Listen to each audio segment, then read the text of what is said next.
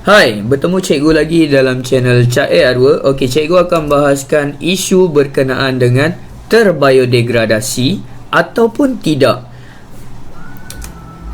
Bahan buangan terbiodegradasi ialah bahan buangan yang boleh direputkan oleh mikroorganisma.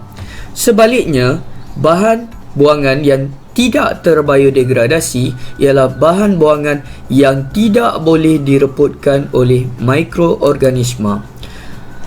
Sekarang ni cikgu fokuskan kepada bahan buangan terbiodegradasi. Contohnya seperti bahan organik seperti sisa makanan, contohnya seperti sampah organik tadi, kertas, bahan kumuh dan tinja.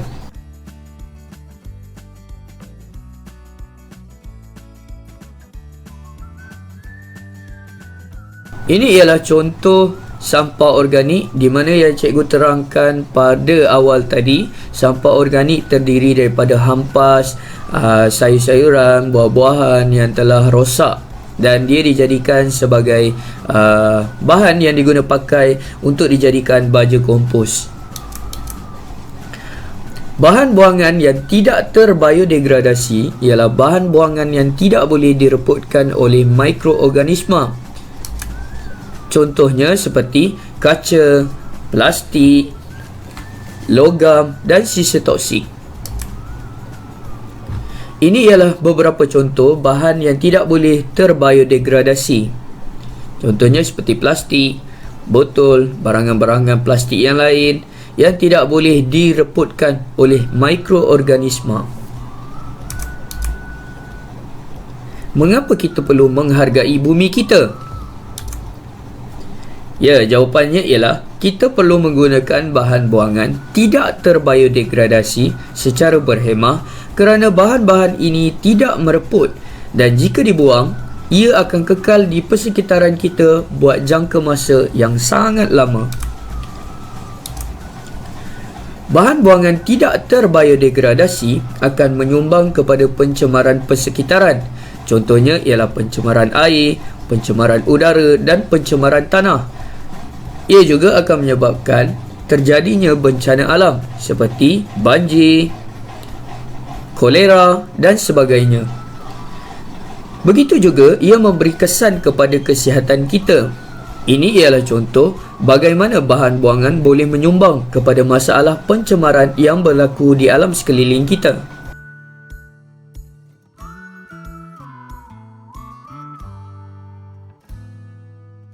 Kalau dilihatkan, terdapat ratusan dan jutaan sampah yang telah dibuang ke dalam sungai.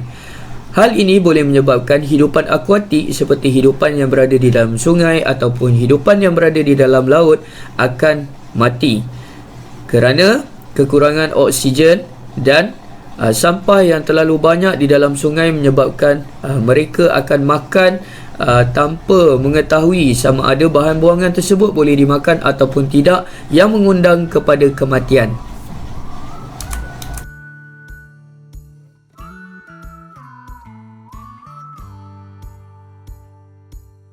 Apakah kesan pembuangan bahan buangan yang tidak terancang dan mengapakah ia mendatangkan masalah kepada kita?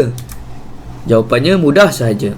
Yang pertama ialah pencemaran udara, pencemaran air, sakit dan penyakit, hujan asid, banjir kilat, kemusnahan habitat haiwan dan tumbuhan serta kepupusan sesetengah spesies haiwan dan tumbuhan.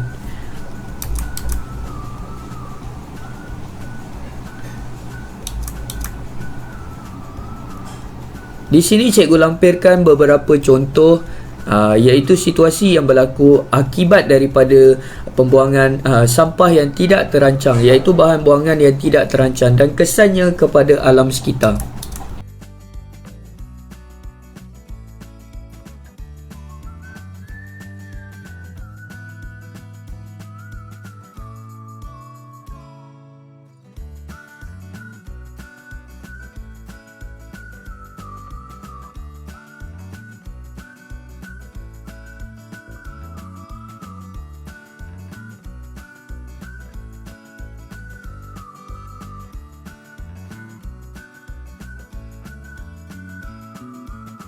Kita perlu mengamalkan amalan pengurusan bahan buangan. iaitu kita perlu faham kepada konsep kehidupan lestari. Kehidupan lestari adalah amalan yang mengurangkan impak kepada alam sekitar agar keindahan alam dapat dinikmati oleh generasi akan datang. Contohnya seperti gambar raja ini, di mana kita menggunakan tong sampah kita semula dalam mengatasi kemelut pembuangan bahan buangan yang secara tidak terkawal. Jadi apa peranan kita dalam mengurus bahan buangan dengan cara terancang? Yang pertama ialah bahan buangan hendaklah dibungkus dan diikat dengan kemas. Yang kedua, bahan buangan hendaklah diasingkan mengikut jenis bahan sebelum dibuang. Begitu juga, gunakan bekas khas untuk membuang bahan buangan kimia dan sisa minyak. Jadi jangan campurkan dengan bahan buangan yang lain. Yang seterusnya, bahan buangan sisa makanan yang boleh direputkan boleh dijadikan baja kompos, seperti yang cikgu maklumkan pada awal topik kita pada kali ini.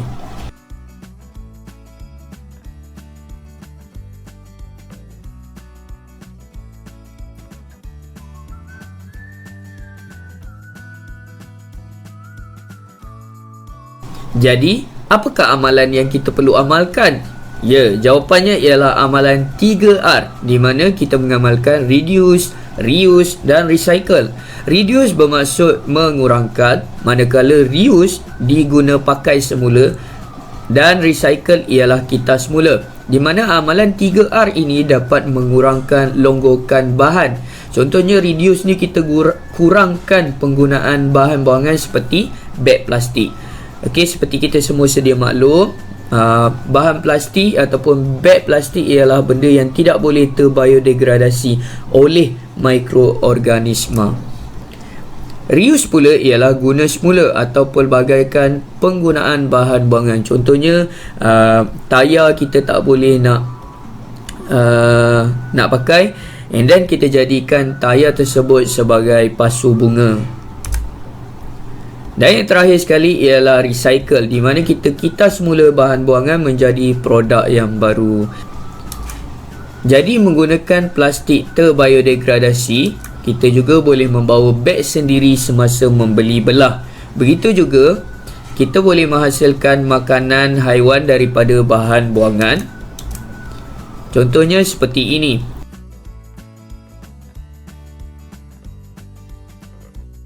Okey, bagaimanakah kita dapat mengurus bahan buangan secara terancang? Caranya ialah dikendalikan oleh pihak berkuasa tempatan. Apakah cara-cara bahan buangan dilupuskan? Mesti semua orang nak tahu kan? Okey, so bahan buangan dikutip dan dihantar ke pusat pengumpulan sampah. Itu yang pertama sekali. Yang kedua, bahan buangan diasingkan mengikut jenis, di mana dia boleh dikitas semula dan tidak boleh dikitas semula. So kita kena bahagikan dia kepada dua kompartmen ataupun dua bahagian. Yang ketiga ialah bahan buangan yang boleh dikitas semula dipadatkan dan dihantar ke kilang pemprosesan untuk dijadikan bahan yang baharu. Begitu juga yang keempat, bahan buangan yang tidak boleh dikitar semula dibakar dalam incinerator. Okey, cikgu akan tunjukkan gambaran incinerator pada slide yang seterusnya.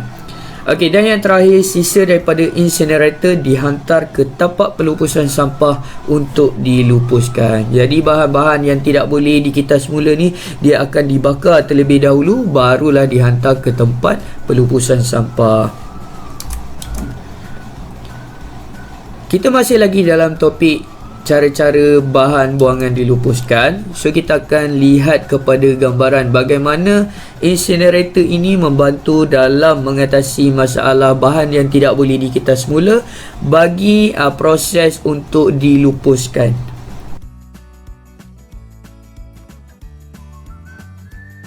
Yang dikatakan tempat incinerator ni berlaku, di mana bahan-bahan yang tidak boleh dilupuskan akan diletakkan di sini sebelum diletakkan ke tempat pelupusan sampah.